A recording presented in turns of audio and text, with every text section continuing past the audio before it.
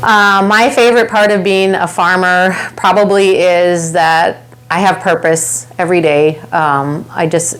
In this occupation, there's purpose every morning when you get up.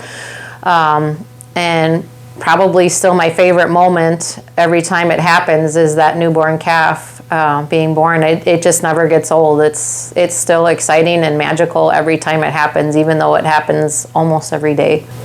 Synergy Dairy began in 2004, but my husband Jay and I, our dairy roots were planted long before that. We both grew up on dairies in northeast Wisconsin in Kewaunee County, actually. And in 2004, Jay and I both graduated from UW-Madison prior to that, and then we had jobs in allied dairy industries. And in 2003, our third son was born, and we had been having some conversations about returning to production agriculture, and I would say that was kind of the final decision was when Evan was born. We decided we really wanted to raise our children on a dairy farm. So I'm a morning person, which works out really well in the dairy industry. So I wake up at 4:30, usually before my alarm goes off, and have 2 cups of coffee before I head to the barn office. And then as my day progresses, at 8 a.m. I feed calves every day. We feed our calves 3 times a day, so that's 8 a.m., 4 p.m., and then they get fed again at midnight.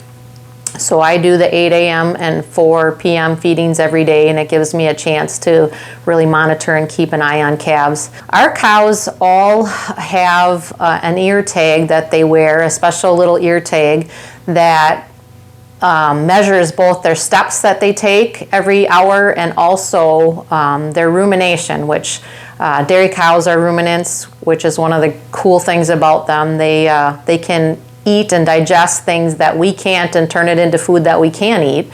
But they do that by chewing. And so if they're not chewing a normal amount, their ear tag will tell us that.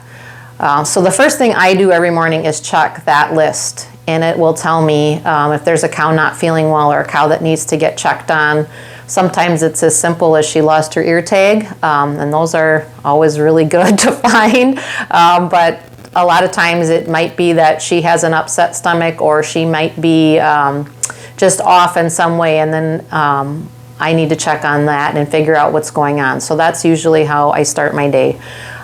If there is some activity in the maternity area, I'm taking care of fresh cows and processing newborn calves, feeding the newborn calves, dipping their navel with iodine, doing all the little things that we do to get them off to a good and healthy start. So we pride ourselves on providing exceptional care for our animals.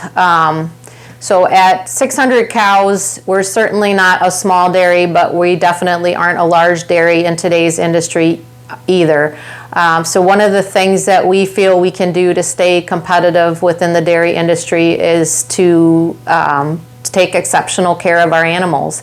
And it costs, so from a baby calf being born to the time she enters our milking string, our investment in that animal is about $2,000. So it makes sense for us to do everything that we can from a care standpoint to make sure that she can be the most profitable member of our herd that she can. So that's what we strive to do every day. So what makes our farm unique? I would say that one thing is we are a very genetically driven farm. So we try to maximize the genetic potential of our herd and try to use that as a means to be a more profitable dairy.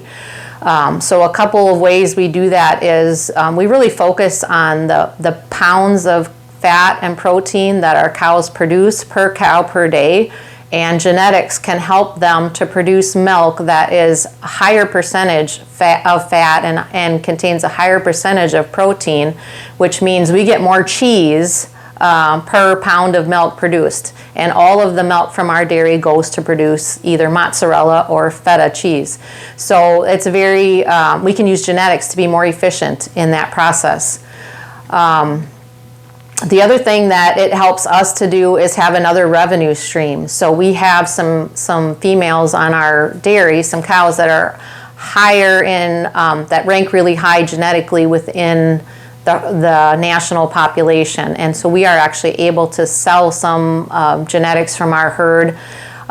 We sell some worldwide. Dairy has really become a very global industry. And so we sell, right now we're selling a lot of embryos from our cows to China, for instance. We would like this dairy to remain a dairy down the road past our retirement years. And we're just at an age where we're starting to have those conversations a little bit. And obviously we have 3 sons, and we would love to give them the opportunity to be dairy farmers if they choose. They're all kind of at an age where they haven't decided that for sure yet. But we have a couple of our sons that are considering it, and so we would, one of our immediate goals would be in the next 10 years probably to be able to successfully transition this dairy to the next generation if that's, if the interest is there for that. Advice that I would have for anyone looking to have a future in the dairy industry or agriculture in general, the industry is changing. It's getting very specialized. For instance, I'm a farmer and I don't drive tractor, and I don't want to learn how. It's not something I want to do. So you don't have to necessarily like cows to farm. You don't necessarily have to know how to fix equipment to farm.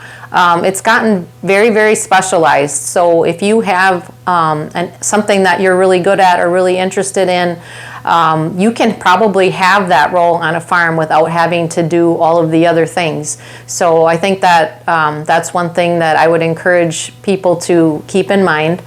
I think the other thing is you have to understand what's going on in the world, because agriculture today is very global. We are affected every day by what else is going on in the world. And just as an example, the situation in the Ukraine right now, the crisis there. So you have to have a global understanding and an interest in what's happening globally to be in agriculture today.